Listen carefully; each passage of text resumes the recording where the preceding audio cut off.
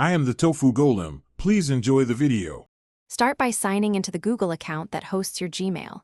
Once signed in, go straight to My Account. Google, calm and open data and personalization.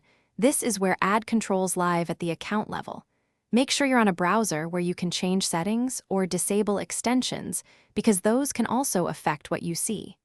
You're beginning the process now, so you can control ad targeting and reduce irrelevant promotions in Gmail. These steps change ad personalization rather than deleting account ads outright.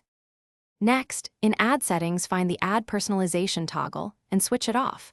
Doing this stops Google from tailoring ads to your inferred interests. Once done, review the listed interests and disable any that still send targeted signals. Also, make sure web and app activity and YouTube history settings aren't contributing data if you want a broader reduction in personalization. These actions won't remove every ad, but they prevent Gmail from showing ads based on your profile, which cuts down on relevance and frequency of personalized promotions. Finish by cleaning Gmail itself. Unsubscribe from marketing emails, mark unwanted mail as spam, and optionally disable the Promotions tab in Settings inbox to stop promo sorting. If you need ads removed visually, consider a reputable ad blocker or moving to Google Workspace where ads are not shown.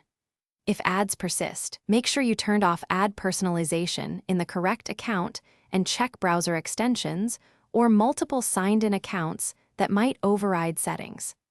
That single troubleshooting step usually resolves remaining ad visibility issues.